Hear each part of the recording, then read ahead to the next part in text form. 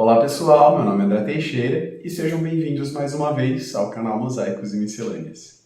Bom, se é a sua primeira vez por aqui, o canal Mosaicos e Miscelâneas é um canal de variedades, geralmente leituras. Então nós temos muitas variedades de leituras, de gêneros diferentes, de tipos textuais diferentes. Dá uma olhadinha nas nossas playlists, nos nossos vídeos anteriores, tenho certeza que você vai encontrar coisas bem legais por aqui. Também não deixa de curtir os nossos vídeos, se você gostar, é claro, e de compartilhar com as pessoas que você gosta. Se você já esteve por aqui, então você já sabe que nós estamos lendo a coleção do Percy Jackson e os Olimpianos. Nós estamos agora no livro 4, A Batalha do Labirinto, e hoje eu vou ler para vocês o capítulo 8. Se você perdeu os capítulos anteriores, é só procurar a playlist aqui no canal, onde tem todos os vídeos das leituras, separados por livros, e aí você consegue encontrar lá a playlist da Batalha do Labirinto para acompanhar os capítulos anteriores, tá bom? Vamos lá para a leitura? Hoje nós vamos ler o capítulo 8. Visitamos o rancho de férias do demônio. Bora lá. Finalmente paramos em uma sala cheia de quedas d'água. O piso era um grande fosso, cercado por uma escorregadia passarela de pedra. À volta, nas 4 paredes, a água jorrava de canos imensos e tombava no fosso. E nem mesmo quando dirigi para ali o facho da lanterna, consegui ver o fundo. Briareau desabou contra a parede, recolheu a água em uma dezena de mãos e lavou seu rosto. Este fosso vai direto pro Tártaro, murmurou ele. Eu devia mergulhar e poupar os problemas de vocês. Ei, não fala assim, disse Annabeth. Você pode voltar para o acampamento conosco. Pode ajudar a nos prepararmos. Sabe mais sobre como lutar contra titãs do que qualquer um outro. Nada tenho a oferecer, disse Briareau. Perdi tudo. O que foi que aconteceu com seus irmãos? Perguntou Tyson. Os outros 2 ainda devem ser altos, como montanhas. Podemos levar você até eles. A expressão de Briareau metamorfoseou-se em algo ainda mais triste. O seu rosto de luto. Eles não existem mais. Desapareceram aos poucos. As quedas d'água trovejaram. Tyson fitou o fosso e piscou, fazendo algumas lágrimas rolarem. O que exatamente você quer dizer com desapareceram aos poucos? Eu perguntei. Pensei que os monstros fossem imortais, como os deuses. Percy, disse Grover com a voz fraca. Até mesmo a imortalidade tem limites. Às vezes os monstros são esquecidos e perdem o desejo de permanecer imortais. Olhando para o rosto de Grover, perguntei-me se ele estaria pensando em Pan. Lembrei-me de algo que a Medusa nos dissera uma vez, que suas irmãs, as outras 2 górgonas, haviam morrido, deixando-a sozinha. Depois, no ano passado, Apolo falou algo sobre o velho deus Hélio ter desaparecido e lhe deixado os deveres de deus do sol. Eu nunca pensara muito no assunto, mas naquele momento, olhando para Briareau, percebi como devia ser horrível ser tão velho, ter milhares e milhares de anos, de idade, e estar totalmente sozinho. Preciso ir. O exército de Cronos vai invadir o acampamento, afirmou Tyson. Precisamos de ajuda. Briareau deixou a cabeça pender. Eu não posso, Ciclope. Você é forte. Não mais. Briareau levantou-se. Ei! Agarrei um dos seus braços e o puxei para o lado, onde o rugido de água abafaria nossas palavras. Briareau, nós precisamos de você. Caso não tenha notado, o Tyson acredita em você. Ele arriscou a vida por você. Contei-lhe tudo. O plano de invasão de Luke, a entrada para o labirinto no acampamento, a oficina de Dédalo, o caixão de ouro de Cronos. Briareau limitou-se a sacudir a cabeça. Eu não posso, semideus. Não tenho uma arma de dedo que possa vencer esse jogo. Para provar seu ponto de vista, ele fez uma centena de revólveres de dedo. Talvez seja por isso que os monstros desaparecem, eu disse. Talvez não seja uma questão de os mortais acreditarem ou não. Talvez seja porque vocês desistem de si mesmos. Seus olhos castanhos e puros me fitaram. Seu rosto assumiu uma expressão que eu reconhecia: vergonha. Então ele se virou e pôs-se a caminhar penosamente pelo corredor até desaparecer nas sombras. Tyson soluçou. Está tudo bem. Hesitante, Grover deu-lhe tapinhas nos ombros. Deve ter reunido toda a sua coragem para fazer isso. Tyson espirrou. Não tá nada bem, menino Pod. Ele era meu herói. Eu queria ajudá-lo a se sentir melhor, mas não sabia o que dizer. Por fim, Annabeth levantou-se e colocou a mochila nas costas. Venham, meninos. Esse fosso está me deixando nervosa. Vamos procurar um lugar melhor para a gente passar a noite. Nós nos acomodamos em um corredor formado por imensos blocos de mármore. Aquilo poderia fazer parte de um túmulo grego. Pelos suportes de bronze, para tochas presos às paredes, devia ser uma parte mais antiga do labirinto, e Annabeth concluiu que isso era um bom sinal. Nós devemos estar perto da oficina de Dédalo, disse ela. Descansem um pouco, todos. Vamos prosseguir de manhã. E como é que nós vamos saber que é amanhã? Perguntou Grover. Apenas descanse, insistiu ela. Grover não precisava que lhe dissessem aquilo 2 vezes. Tirou um monte de palhas da mochila, comeu um pouco, fez um travesseiro com o restante e começou a roncar imediatamente. Tyson levou mais tempo para adormecer. Ficou remexendo nos pedaços de metal do seu kit de construção, mas o que quer que estivesse fazendo não o satisfazia, pois ele montava e desmontava as peças rapidamente. Ei, eu lamento ter perdido o escudo, eu disse a ele. Você se esforçou tanto para consertá-lo?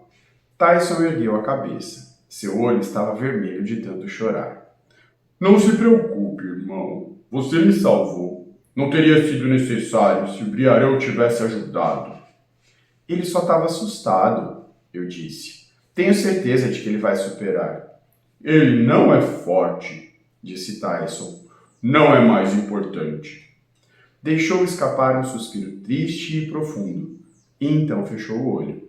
Os pedacinhos de metal caíram de suas mãos, ainda desmontados, e Tyson começou a roncar. Tentei dormir também, mas não consegui. A sensação de ser perseguido por uma enorme mulher-dragão com espadas venenosas dificultava a tentativa de relaxar. Peguei meu saco de dormir e arrastei até onde Annabeth estava sentada de vigília. Sentei-me ao lado dela. Você devia dormir, disse ela. Eu não consigo. Você está bem? Claro. Primeiro dia liderando a missão. Foi ótimo. Nós vamos conseguir, eu disse. Vamos achar a oficina antes do Luke. Ela tirou o cabelo do rosto. Tinha uma mancha de sujeira no queixo e imaginei como ela deveria ter sido quando criança, perambulando pelo país com Thalia e Luke. Quando tinha apenas 7 anos, ela o salvara da mansão de um ciclope do mal. Mesmo se parecia assustada, como agora, ela sabia que era muito corajosa. Eu só queria que a missão fosse lógica, queixou-se ela. Quer dizer, estamos perseguindo sem ter a menor ideia do nosso destino. Como se pode andar de Nova York até a Califórnia em um dia? Espaço não é medido da mesma forma no labirinto. Eu sei. É só que... Ela me olhou hesitante. Percy, eu estava enganando a mim mesma. Todo aquele planejamento e aqueles estudos, e eu não tenho a menor pista de onde nós estamos indo. Você está se saindo muito bem. Além disso, nós nunca sabemos o que nós estamos fazendo e sempre dá certo. Lembra-se da ilha de Circe? Ela riu. Você deu um porquinho da Índia bem fofinho. E da Aqualândia? Como você conseguiu nos lançar para fora daquele brinquedo? Eu nos lancei de lá? A culpa foi totalmente sua. Vê, tudo vai dar certo. Ela sorriu e isso me deixou feliz, mas o sorriso desapareceu rapidamente. Percy, o que Hera quis dizer quando falou que você conhecia o caminho para sair do labirinto? Eu não sei, admiti. Sinceramente. Você contaria se soubesse, né? Claro, talvez... Talvez o quê? Talvez, se você me contasse a última linha da profecia, isso ajudasse. Aqui não. Annabeth estremeceu. Não no escuro. E quanto à escolha que Jano mencionou? Ela disse, para, cortou Annabeth. E então suspirou fundo e trêmula. Desculpa, Percy. Eu só tô estressada, mas eu preciso ainda pensar sobre isso. Ficamos sentados em silêncio, ouvindo os estranhos estalos e gemidos no labirinto. O eco das pedras em atrito, enquanto os túneis se transformavam, cresciam e se expandiam. A escuridão me fez pensar nas visões que tivera com o Nico de Ângelo e de repente me dei conta. Ei, o Nico tá aqui embaixo em algum lugar, eu disse. Foi assim que ele desapareceu do acampamento. Ele encontrou o labirinto. Depois ele achou uma passagem que descia ainda mais para o mundo inferior. Mas agora ele está de volta ao labirinto e está vindo atrás de mim. Annabeth ficou em silêncio por um longo tempo. Percy, eu espero que você esteja errado, mas se tiver razão...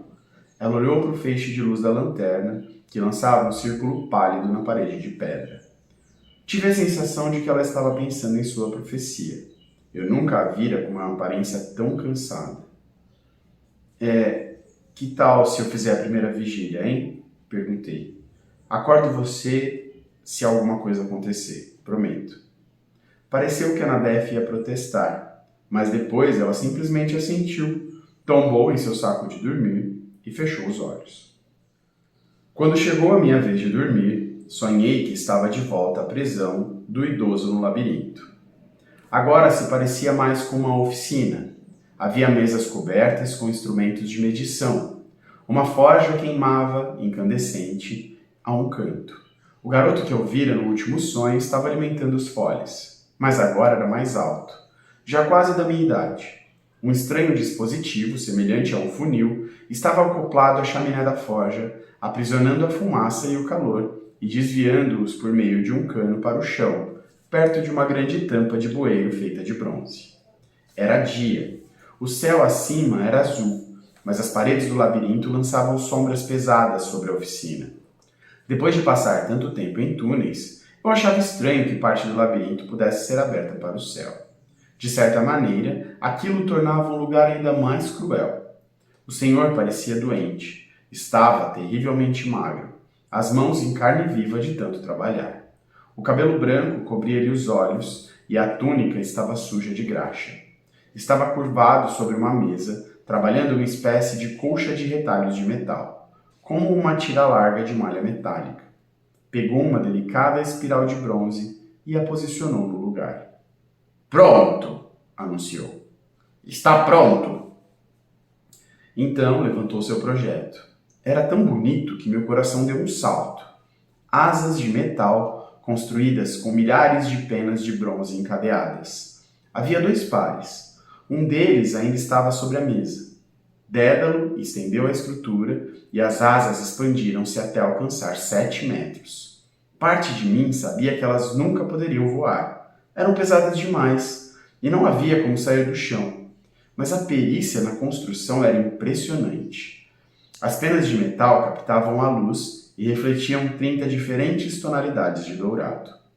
O garoto deixou os foles e correu para ver. Sorriu, apesar de estar imundo e suado. Pai, você é um gênio! O senhor sorriu. Conte-me uma novidade, Ícaro. Agora se apresse. Vai levar pelo menos 1 hora para prendê-las em você. Venha! Você primeiro, disse Ícaro.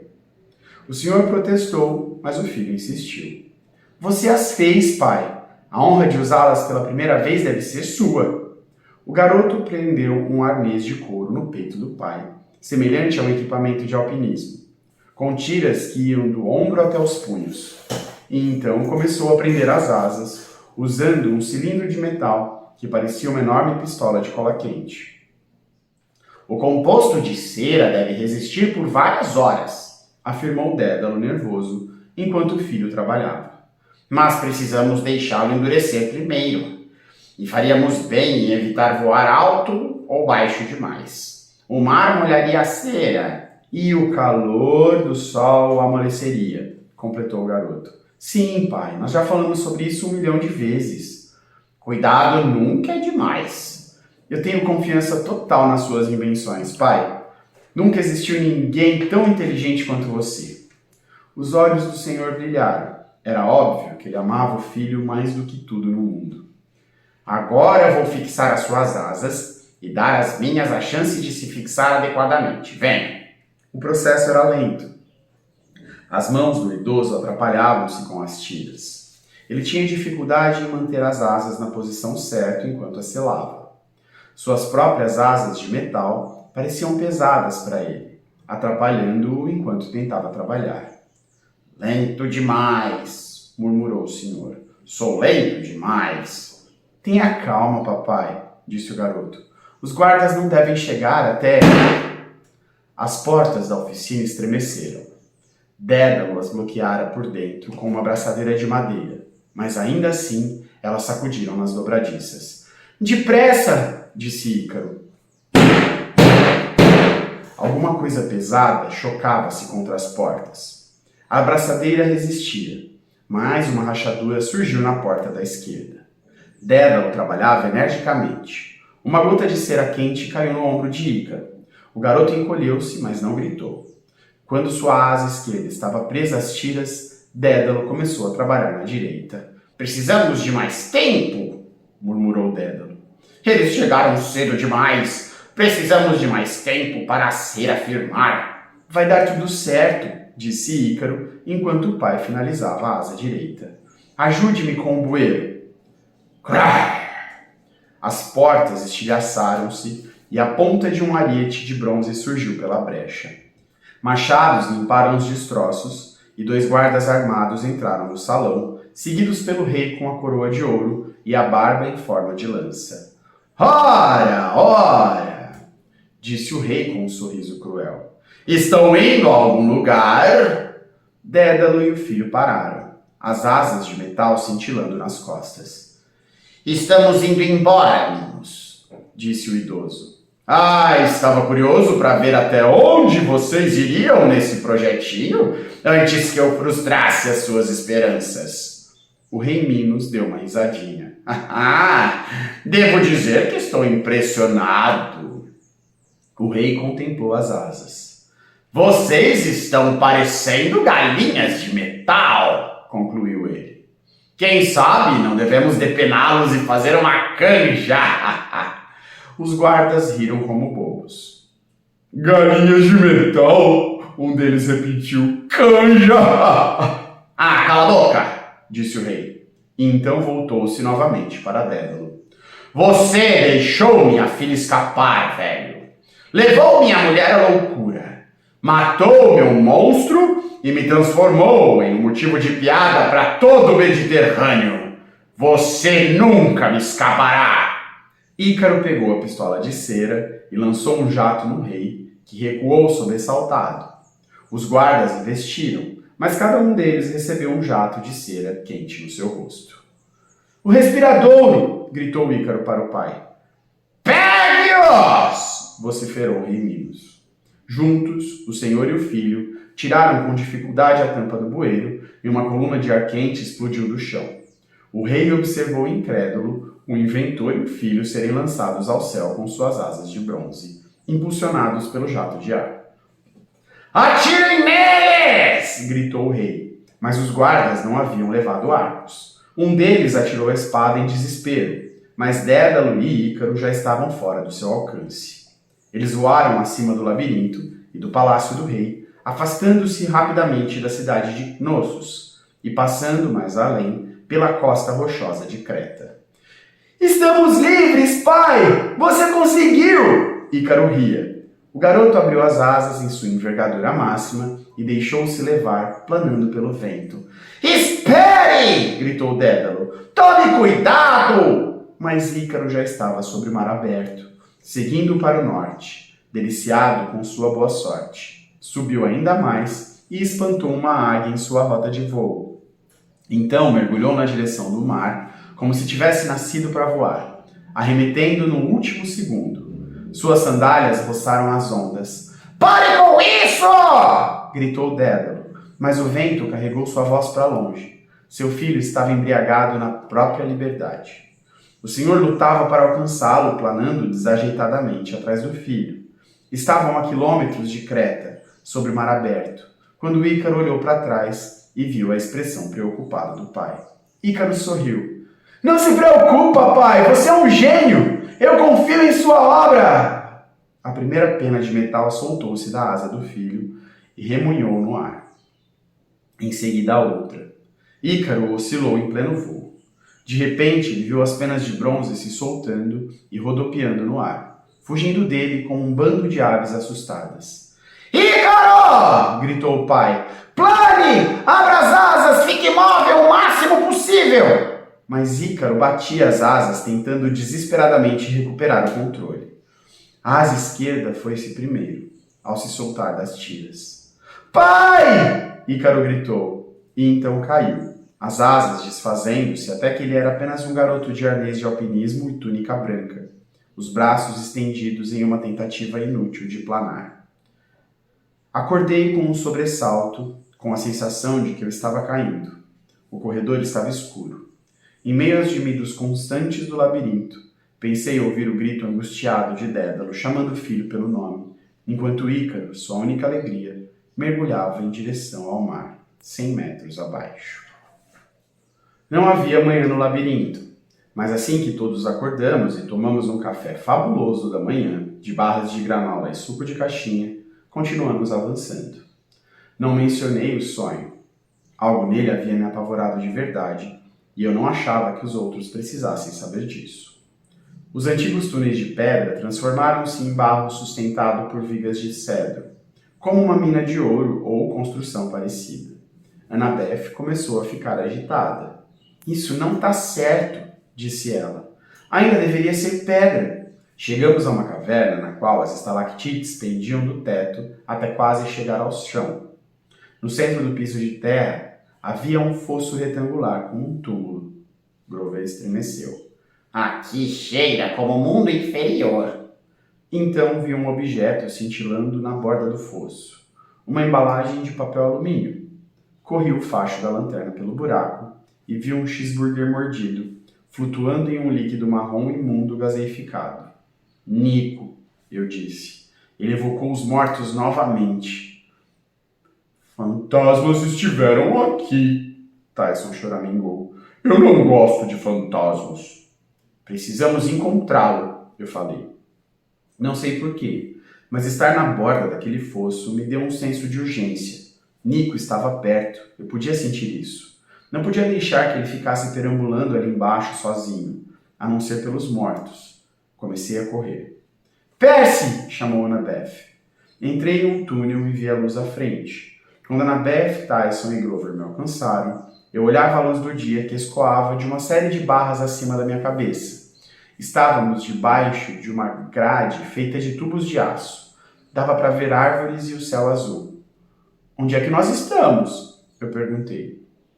Então uma sombra cobriu a grade e uma vaca me olhou lá de cima. Parecia uma vaca normal, exceto pela sua estranha cor. Ela era vermelho vivo, como cereja. Eu não sabia que vacas podiam ter aquela cor. A vaca mugiu.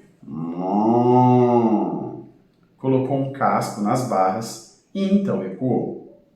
É um mata-burro, disse Grover. Um quê? Eu perguntei. Eles colocam as grades no chão perto dos portões dos ranchos para que o gado não possa sair. E aí os animais não conseguem andar sobre elas. E como é que você sabe disso? Grover bufou indignado. Ah, acredite em mim. Se você tivesse casco, saberia sobre mata-burros. São muito irritantes. Voltei-me para Annabeth. Era não disse nada sobre o rancho. Precisamos dar uma olhada. O Nico pode estar lá em cima. Ela hesitou. Tá bem. Mas como é que nós saímos? Tyson resolveu o problema, batendo no mata-burro com ambas as mãos. A grade soltou-se e voou para fora do campo de visão. Ouvimos um plém e um mrrr assustado. Tyson enrubesceu. Desculpe, vaca, pediu ele. Então nos alçou para fora do túnel. Estávamos sim em um rancho. Colinas ondulantes se estendiam até o horizonte, pontilhadas por cavalos, cactos e pedras. Uma cerca de arame farpado saía do portão, seguindo em ambas as direções. Vacas, cor de cereja, vagavam por ali, pastando tufos de grama. Gado vermelho, disse Annabeth. O gado do sol. O quê? Perguntei. São sagrados para Apolo. Vacas sagradas? Exatamente. Mas o que estão fazendo? Espere, pediu Grover. Ouçam. A princípio, tudo parecia silencioso. Mas então ouvi o latido distante de cães. O som foi ficando mais alto, a vegetação rasteira começou a farfalhar e 2 cães apareceram. Só que não eram 2 cães, eram um cão com 2 cabeças. Parecia um galgo, comprido, sinuoso e de pelo todo marrom, mas seu pescoço bifurcava-se em 2 cabeças, ambas rosnando, prontas para abocanhar. No geral, não muito contentes em nos ver. Cão de Jano malvado! Gritou Tyson. Au! Disse Grover e ergueu a mão em saudação. O cão de 2 cabeças mostrou os dentes. Acho que não ficou muito impressionado com o fato do Grover falar sua língua. Então seu dono surgiu no meio do bosque e percebi que o cão era o menor dos nossos problemas.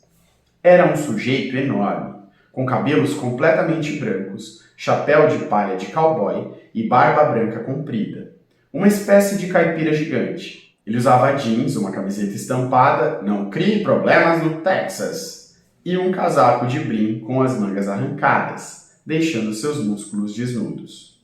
No bíceps direito havia uma tatuagem com espadas cruzadas. Ele segurava um porrete de madeira do tamanho de uma ogiva nuclear, com aguilhões de 15 centímetros projetando-se na ponta. Junto, outro! Disse ele ao cachorro. O cão rosnou para nós mais uma vez, só para deixar claro suas impressões, e voltou aos pés do seu dono. O homem olhou de cima a baixo, mantendo o porrete de prontidão. O que é que nós temos aqui? Perguntou ele. Ladrões de gado? Viajantes apenas, disse Annabeth. Nós estamos em uma busca. Os olhos do homem estreitaram-se. Meio sangues, hein? E como é que você sabe? Comecei, mas Annabeth pôs a mão no meu braço. Sou Annabeth, filha de Atena. Este é Percy, filho de Poseidon. Grover, o sátiro, e Tyson, o ciclope, completou o homem.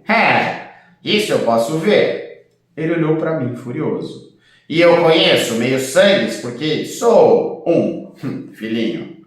Sou Eurítion, o vaqueiro deste rancho, filho de Ares. Vocês vieram pelo labirinto como o outro, suponho. O outro? Perguntei. Está falando de Nico de Ângelo? Recebemos muitos visitantes do labirinto, disse Eurítion sombrio. Não são muitos os que saem daqui.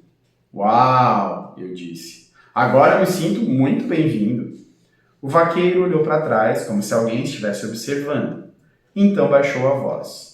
Só vou dizer isso uma vez, semideus. Voltem para o labirinto agora, antes que seja tarde demais. Nós não vamos embora, insistiu Annabeth. Não até vermos esse outro semideus. Por favor. Eurítion grunhiu. Então não vai me restar outra escolha, senhorita. Terei que levá-los para o meu patrão. Eu não me sentia como se fôssemos reféns ou situação parecida. Eurítion andava ao nosso lado com um porrete atravessado no ombro. Otro, o cão de 2 cabeças, rosnava muito, farejava as pernas de Grover e de vez em quando disparava para o meio dos arbustos, para perseguir os animais. Mas Eurítion o mantinha mais ou menos sob controle.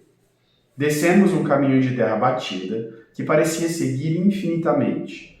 Devia estar fazendo perto de 40 graus, o que era um choque térmico depois de São Francisco. O calor fazia o chão tremeluzir. Insetos zumbiam nas árvores. Não tínhamos ido muito longe, e eu já suava feito louco. As moscas apinhavam-se ao nosso redor. Volta e meia víamos um cercado cheio de vacas vermelhas ou animais ainda mais estranhos. A certa altura passamos por um curral, cuja cerca era revestida de amianto. Lá dentro circulava uma manada de cavalos que lançavam fogo pelo nariz.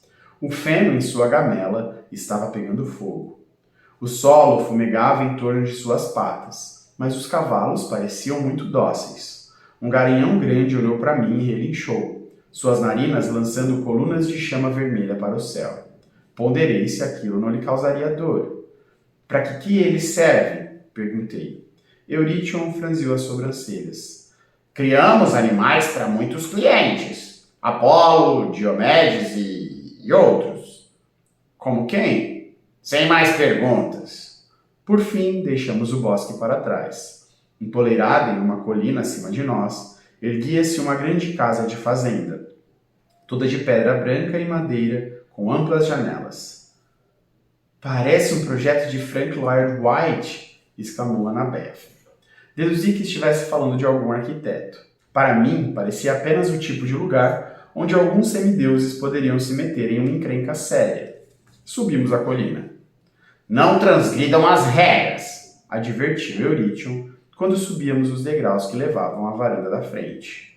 Nada de brigar, nada de puxar armas, e não façam qualquer comentário sobre a aparência do patrão. Por quê? Eu perguntei. Como é que é a aparência dele? Antes que Eurítion pudesse responder, uma nova voz anunciou. Bem-vindos ao Rancho Triplo G! O homem na varanda tinha uma cabeça normal, o que era um alívio. Seu rosto exibia as marcas do tempo e um bronzeado de anos ao sol. Tinha cabelos pretos lisos e bigode fino, como os dos vilões de filmes antigos. Sorriu para nós, mas o sorriso não era amistoso. Estava mais para divertido, do tipo, puxa, mais gente para torturar. Não pensei nisso por muito tempo, porém, porque não notei que seu corpo, ou corpos, eram 3. Bem, você pensaria que depois de Jano e Briareu, eu estivesse acostumado a anatomias esquisitas. Mas esse cara era 3 pessoas em uma só.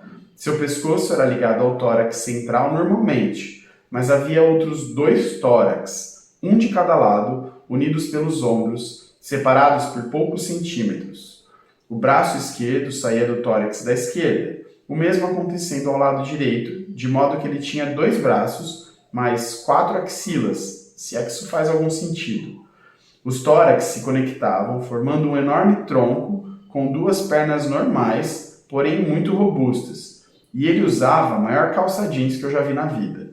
Cada um dos tórax vestia uma camisa de faroeste de cor diferente, verde, amarela, vermelha, como um sinal de trânsito. E eu me perguntei como ele vestia o tórax do meio, já que ele não tinha braços. O vaqueiro Eurítion me cutucou. Digo lá para o Sr. Gério. Ah, oi? Eu disse. Belo tórax. Ah, rancho! Belo rancho o senhor tem, hein? Antes que o homem de 3 corpos pudesse responder, Nico de Angelo passou pelas portas de vidro, saindo da varanda. Gérion, eu não posso esperar por... Nico ficou paralisado ao nos ver. Então puxou sua espada. A lâmina era exatamente como eu vi em meu sonho, curta, afiada e escura como a meia-noite. Gérion rosnou ao vê-la. Guarde isso, D'Angelo! Não quero os meus convidados se matando. Mas esse é... Percy Jackson, completou Gérion. Annabeth Chase e 2 dos seus amigos monstros. Sim, eu já sei. Amigos monstros? Repetiu Grover indignado. Aquele homem está usando 3 camisas, disse Tyson como se tivesse acabado de se dar conta disso. Eles deixaram a minha irmã morrer. A voz de Nico tremia de fúria. Estão aqui para me matar. Nico, nós não estamos aqui para matar você. Ergui as mãos. O que aconteceu com Bianca foi... Não pronuncie o nome dela. Você nem é digno de falar dela. Espera um pouco. Annabeth aprontou para Gérion. Como vocês sabem os nossos nomes? O homem de 3 corpos piscou. Eu faço questão de me manter informado, querida. Todo mundo aparece aqui no rancho de tempos em tempos. Todo mundo precisa de algum favor do velho Gérion. Agora, Sr. D'Angelo, guarde a espada feia antes que eu faça Eurítion tomá-la de você.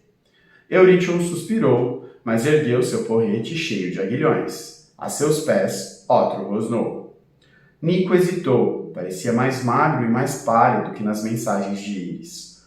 Perguntei-me se ele teria comido na última semana.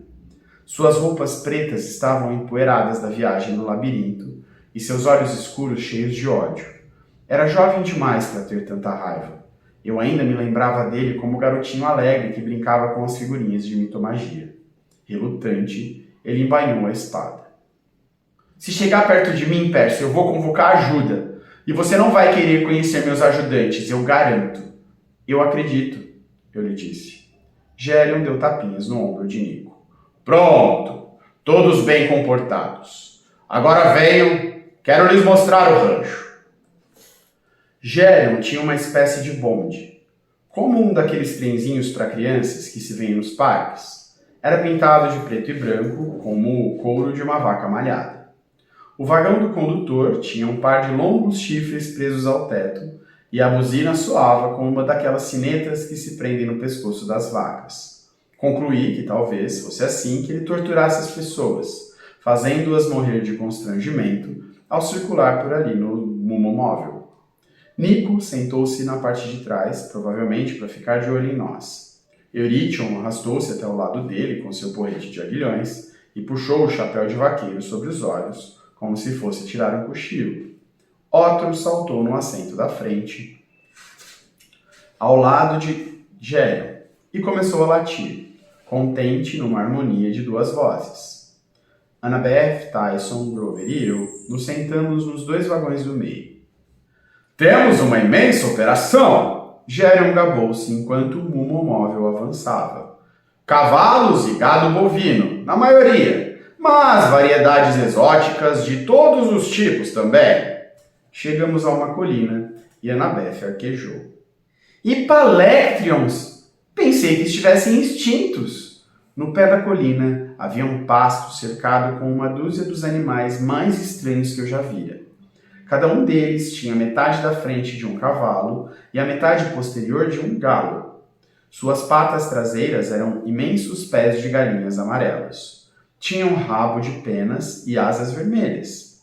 Enquanto eu observava, dois deles começaram a brigar por causa de uma pilha de sementes. Erguiam-se nas patas traseiras, relinchavam e batiam as asas diante um do outro, até que o menor deles se afastou a galope, as pernas traseiras fazendo-o parecer saltitar levemente. Galos pôneis, disse Tyson perplexo. Eles põem ovos? Uma vez por ano. Gélion riu no espelho retrovisor. Muito procurados para omeletes. Isso é horrível, exclamou Annabeth. Devem ser uma espécie em extinção. Gélion fez um gesto com as mãos. Ouro é ouro, querida. E você não provou as omeletes. Isso não está certo, murmurou Grover, mas Gélion continuou narrando o passeio. Agora aqui, apontou ele, temos nossos cavalos que põem fogo pelo nariz, que vocês já devem ter visto no caminho para casa. São criados para a guerra, naturalmente. Que guerra? Perguntei. Gélion sorriu matreiro. Ah, aqui apareceu. E mais além, obviamente, estão as nossas vacas vermelhas premiadas. De fato, centenas de vacas e bois cor de cereja pastavam na encosta da colina. São tantas, disse Grover. Sim, bem. Apolo é ocupado demais para cuidar delas, explicou Gélion. Então ele terceiriza. Nós as criamos em grande quantidade por causa da demanda. Para quê? Perguntei. Gélion ergueu uma sobrancelha. Carne, é claro. Os exércitos precisam comer. Você mata vacas sagradas do Deus Sol para fazer hambúrguer? Perguntou Grover. Isso vai contra as leis antigas. Ah, não se exalte, sátiro. São só animais. Só animais? Sim. E se Apolo se importasse, tenho certeza que ele nos diria. Se ele soubesse, murmurei. Nico inclinou-se para a frente. Eu não estou nem um pouco interessado nisso, Gélion. Nós tínhamos negócios para discutir, e isso não faz parte deles. Tudo ao seu tempo, senhor D'Angelo. Olhem deste lado aqui, hein? Algumas das minhas caças exóticas. O campo seguinte era cercado por arame farpado. A área estava apinhada de escorpiões gigantes. Rancho Triplo G, eu disse com uma súbita lembrança. Sua marca estava nos caixotes do acampamento. O Quintus comprou os escorpiões de você. Quintus, refletiu Gélion. Esgrimista musculoso de cabelos grisalhos curtos. Nunca ouvi falar dele, disse Gélion. Agora, ali estão meus estábulos premiados. Vocês precisam vê-los. Eu não precisava vê-los, porque a 300 metros deles comecei a sentir o cheiro. Próximo às margens de um rio verde, havia um curral de cavalos do tamanho de um campo de futebol. Estábulos alinhavam-se de ambos os lados. Uma centena de cavalos, aproximadamente, perambulavam em meio à imundície. E quando digo imundície, eu quero dizer cocô de cavalo. Era uma cena muito asquerosa, talvez a mais asquerosa que eu já vira. Como se uma tempestade de cocô tivesse caído e coberto o lugar com 1 metro daquilo da noite para o dia. Os cavalos estavam nojentos por andarem no meio daquilo, e os estábulos eram igualmente repulsivos. O lugar fedia de forma inacreditável, muito pior que os barcos de lixo do Rio East de Nova York. Até Nico sentiu náuseas. Que é isso? Meus estábulos, disse Gélion. Bem, na verdade pertencem a Egeu, mas cuidamos dele por uma pequena remuneração mensal. Não são adoráveis? São nojentos, exclamou Annabeth. Muito cocô, observou Tyson. Como podem manter animais assim? Gritou Grover. Vocês estão me dando nos nervos, disse Gélion. Esses são cavalos carnívoros, não estão vendo? Eles gostam de viver nessas condições. Além disso, você é pão duro demais para mandar limpá-los, murmurou Eurytion debaixo do chapéu.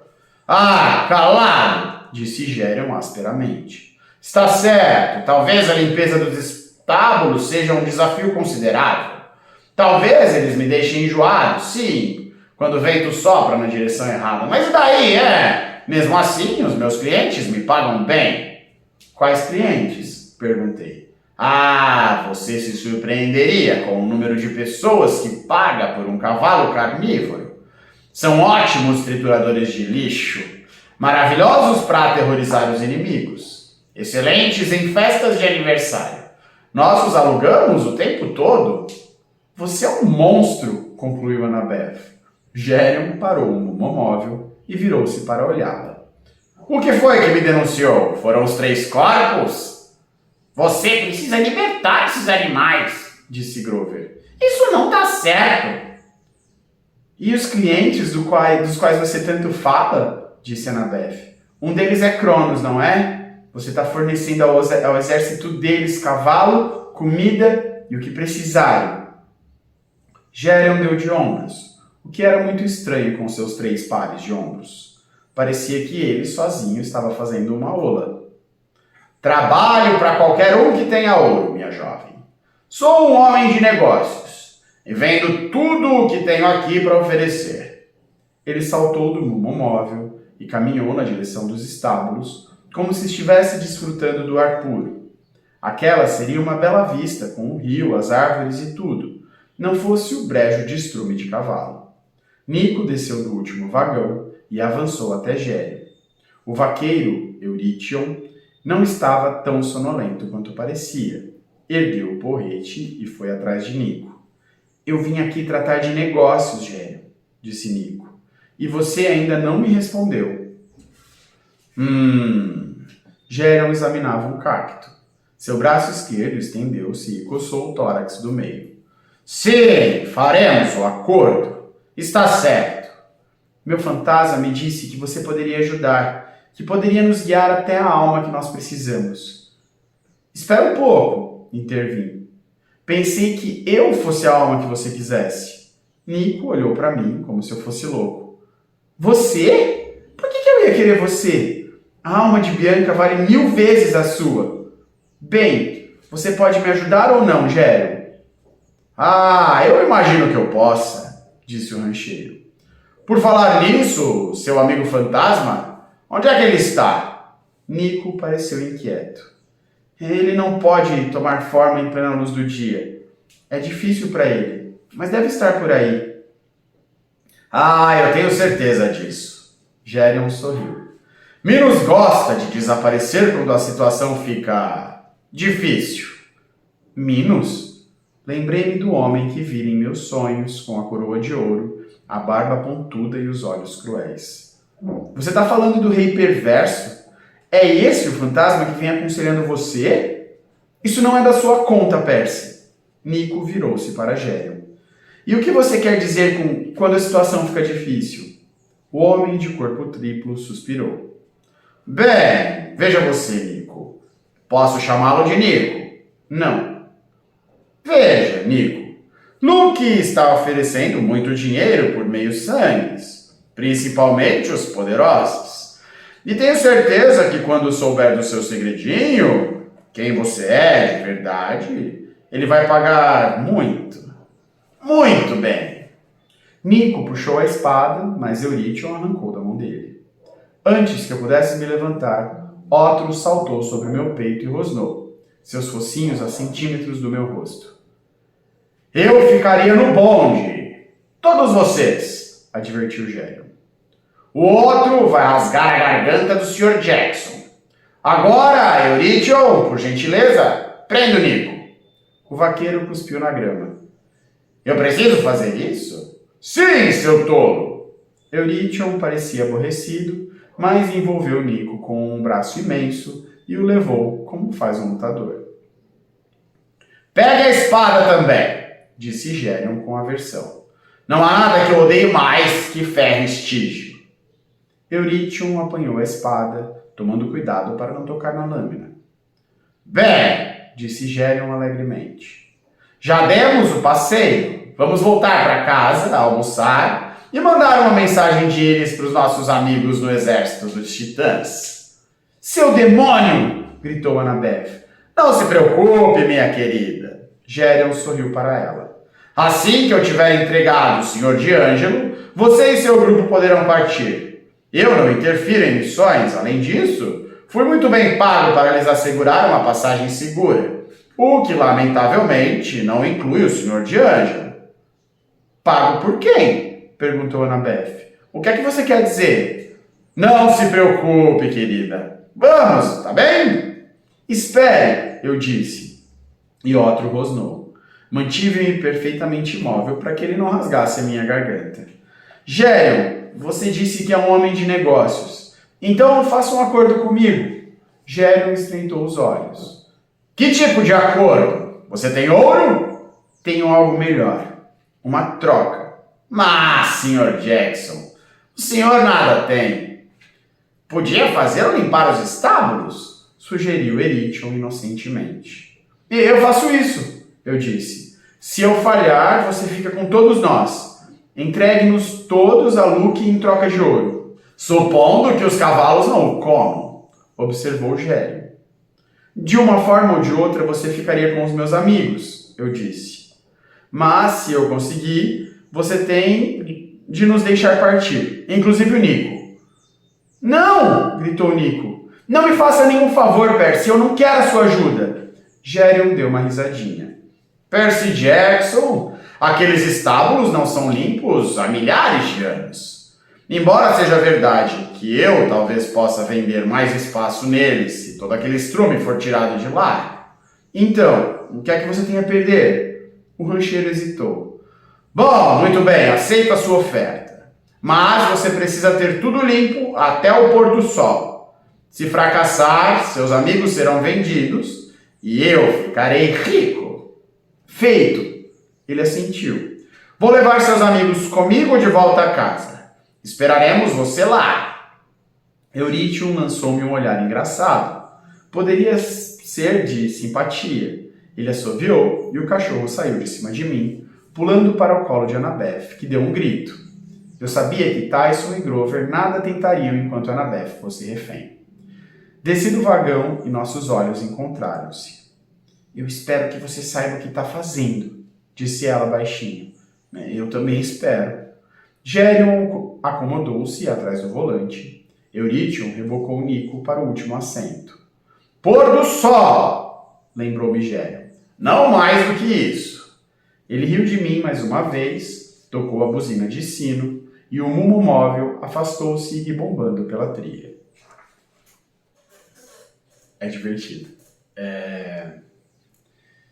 O que eu gosto da escrita do Rick, uma das coisas que eu gosto da escrita dele, e é uma estratégia que ele usa bastante na escrita do Percy Jackson e os Olimpianos, é quando ele traz os sonhos e as profecias, que são sempre muito incertos, né? Então você tem sonhos que não dizem toda a realidade, que são recortes de alguma coisa, e você tem as profecias que são tão difíceis para os personagens entenderem, e eles acabam percebendo, depois de um tempo na história, que a primeira conclusão que eles tinham chegado, ou talvez, e geralmente, não condiz com a realidade. Como acontece nesse capítulo, em um pequeno momento, e assim, em todas as histórias que a gente leu até agora, tem bastante desses plot twists, né, dessas reviravoltas da história, onde o que eles acreditavam não era a verdade. Então, o Percy tinha uma visão a respeito do Nico que começa a se mostrar um pouco fora daquilo que ele acreditava, né? Ele estava desesperado para encontrar o Nico, mas achando que o Nico queria fazer alguma coisa com ele. E, na verdade, o Nico estava com muita raiva por causa da irmã, enfim. E a história ainda tem muita coisa para acontecer, a gente está aí chegando na metade da história ainda. Tem bastante para acontecer na Batalha do Labirinto.